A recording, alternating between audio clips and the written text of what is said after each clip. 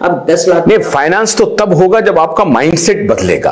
अभी आपका माइंडसेट है ही नहीं। जो अभी चावला साहब ने कहा कि टायर 4 टायर 3 सिटीज में हम एम्प्लॉयमेंट और प्रोडक्शन को आगे बढ़ाने के लिए तो माइंडसेट बनाना पड़ेगा ना। जो जहां की खासियत थी वहां देना पड़ेगा ना। तो एक तो जोन आपको डिसाइड करना पड़ेगा, या भारत को खाली, मैंने कहा ना कि अभी अर्बन प्लानिंग जो है वो मुंबई दिल्ली का प्लानिंग होके रह गया। अर्बन प्लानिंग का मतलब छोटे सिटीज भी तो है, उसकी भी तो प्लानिंग होती होगी ना।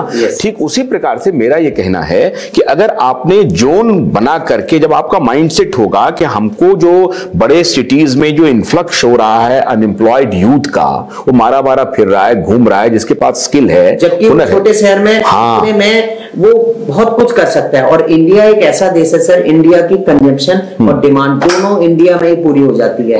एंड जो आप बोलते हैं फॉरेन रिजर्व है, तो वो उसके लिए आपके एक्सपोर्ट है, एक्सपोर्ट को गवर्नमेंट सपोर्ट करती है, या जैसा भी एक्सपोर्टर है बेचारा थोड़ा बहुत तो परेशान रहता ही है because of many reasons, many calculations. But IT है, आईटी ऑब्वियसली बहुत बड़ा रिसोर्स है फॉरेन रिजर्व का। बट इंडिया में खुद की प्रोडक्शन है और डिमांड भी बहुत है बाहर से भी। बट क्या है, कॉस्ट ऑफ लेबर बोलिए या मैन पावर कई बार होती है। बट पहले तो इस बात पे सहमति हो गई ना कि टायर 4 टायर 3 पे ध्यान देना पड़ेगा, ये माइंडसेट बनाना पड़ेगा। अब दूसरी कंडीशंस है। सबसे बड़ी कंडीशन है जो सतीश साहब ने भी एग्री करी है, that is education. We have to educate them about the system, about the probabilities, about the कैसे चीजों को एक्सप्लोर करें, जब पोटेंशियल्स कैसे एक्सप्लोर रिपोर्ट बनाते हैं ना, तो प्रोजेक्ट रिपोर्ट के टाइम पे आपको ये देखना पड़ेगा कि वो जो एंगल्स हैं उसको आपको डिस्कस करना पड़ेगा कि आपका मार्केटिंग स्किल्स कैसा होगा।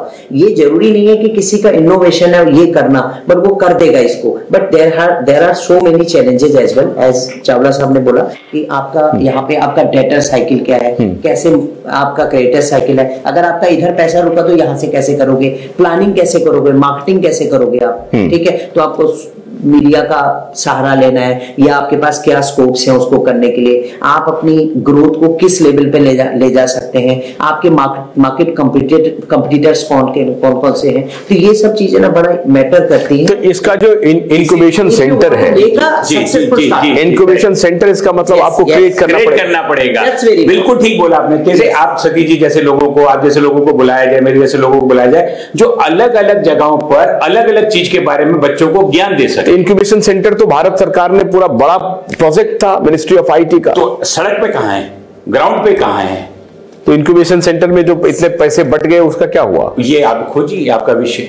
सर ऐसा है कि देखिए इंफॉर्मेशन सेंटर बने हुए हैं, but end of the day क्या होता है, वो राइट बंदे तक नहीं पहुंच पाते। उसकी जैसे हम किसी प्रोडक्ट की मार्केटिंग करते हैं वैसे उसकी भी मार्केटिंग। कितनी बढ़िया बात कि भाई यहाँ इंक्यूबेशन सेंटर है, we are the trainers, we can train you. Yes, और इसी के लिए आनंदन है। सर एक आईआईटी का बच्चा जब उसको प्लेसमेंट होती है, कैंपस प्लेसमेंट, तो उसको 50-50 लाख का पैकेज मिलता है। तो वो बच्चा 50 लाख का पैकेज खोल के 5 साल बाद वो 1 करोड़ के पैकेज पे जाता है। जब 1 करोड़ का वो आदमी है तो वो 1 करोड़ का काम, जब 1 करोड़ वो सैलरी ले सकता है तो अपने बिजनेस में कितना कर सकता है, और बिजनेस करेगा कितने एम्प्लॉयमेंट जनरेट करेगा, राइट। सो स्कोप है उस बंदे के अंदर, टैलेंट है। बट कई बार क्या होता है, वो बच्चा उसका जो प्रोजेक्ट है जो वो करना चाहता है, इतने फंड ना होने की वजह से वो बेचारा नौकरी करता रहता है। तो एक अच्छा जो टैलेंट को आप कर सकते हैं, तो कई बार ऐसा होता है कि जैसे फंड क्यों नहीं होता है। अब आते हैं फंड पे, जो ये हमेशा कह रहे हैं सतीश साहब कि सबसे बड़ा जो क्रंच है वो फंड का है। तो फंड का क्रंच होता क्यों है? अभी तो प्रचार कर रहे थे कि भाई फंड बहुत है हमारे पास। आप बात कर रहे हैं स्टार्टअप्स की, ठीक है। तो जब आप स्टार्टअप की बात कर रहे हैं तो इसका मतलब उसके पास में घर का पैतृक व्यवसाय नहीं है, ये मान लिया जाएगा। 80% केसेस में तो अप्लाई हो जाएगा, ज्यादा पे हो जाएगा, 90% पे अप्लाई हो जाएगा। तो 10% जो होता भी है तो उसके घर वाले उसको सपोर्ट नहीं करते, पैसा डुबा देगा, विश्वास नहीं होता। अब ये मान लिया कि स्टार्टअप्स के अंदर में जितना भी क्वांटम है उन बच्चों का है जिनके पास में अब को शुरू करना है, तो उनके पास में पैसा कहां से आएगा? या तो उनके पिताजी देंगे, या उनके को सरकार कहीं से हेल्प करेगी। सरकार ने स्कीमें बनाई हैं, सरकार ने स्कीमें बनाई हैं और पर उनके अंदर में बैंक उनका वितरण नहीं करते। सर बट करते भी हैं तो वो अंडर फाइनेंसिंग है। अंडर फाइनेंसिंग से क्या होगा, आपका बिजनेस नहीं चलेगा। तभी मैं आपको बार बार बोल रहा हूँ, एक प्रॉपर प्रोजेक्ट रिपोर्ट होगी। प्रोजेक्ट रिपोर्ट में ये सारे मैटर्स, सारे सब्जेक्ट हाईलाइट होंगे पहले।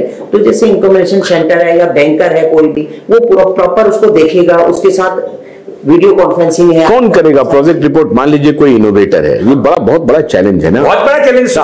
अब मान लीजिए कोई इनोवेटर है, उसने कुछ इन्वेंट किया, उसको इन्वेंशन का तो पता है कि हमने ये बना लिया है, हम ये कर सकते हैं, लेकिन उसको ये पता नहीं है कि प्रोजेक्ट रिपोर्ट बनाना है, किसके पास जाना है प्रोजेक्ट रिपोर्ट बनाने के लिए। चार्टर्ड अकाउंटेंट बनाएगा कि सीएस बनाएगा कि कौन बनाएगा, फिर वो फर्म वाला उससे पैसे लेगा, फिर उस तरह से, मतलब ये हॉलिस्टिकली उसको एडुकेट करना पड़ेगा ना। Education is the key, education is the key. आपने जैसे बोला, बेसिकली क्या है, बैंकों की इंपैनल्ड चैनल एजेंसीज होती हैं, जैसे उनको बोलते हैं टेक्निकल वायबिलिटी रिपोर्ट्स बनती है, टीवी रिपोर्ट्स बनती है। टीवी रिपोर्ट्स बेसिकली वो प्रोजेक्ट की वायबिलिटी चेक करती है, प्रोडक्ट की फिजिबिलिटी देखती है कि ये ठीक है कि नहीं। वो एक्सपीरियंस लोग होते हैं, तो बेसिकली वो, लेकिन क्या होता है, लेकिन वो फिजिबिलिटी पर पहले ही सवाल उठा चुका हूं, मैंने उठाया उससे सवाल। फिर क्या होता है, कई बार वो बैंकर कहता है इसको आप पैसे दीजिए, वो टीवी रिपोर्ट्स वाला इतने पैसे ले लेता है कि बच्चे का पैसा ही नहीं होता।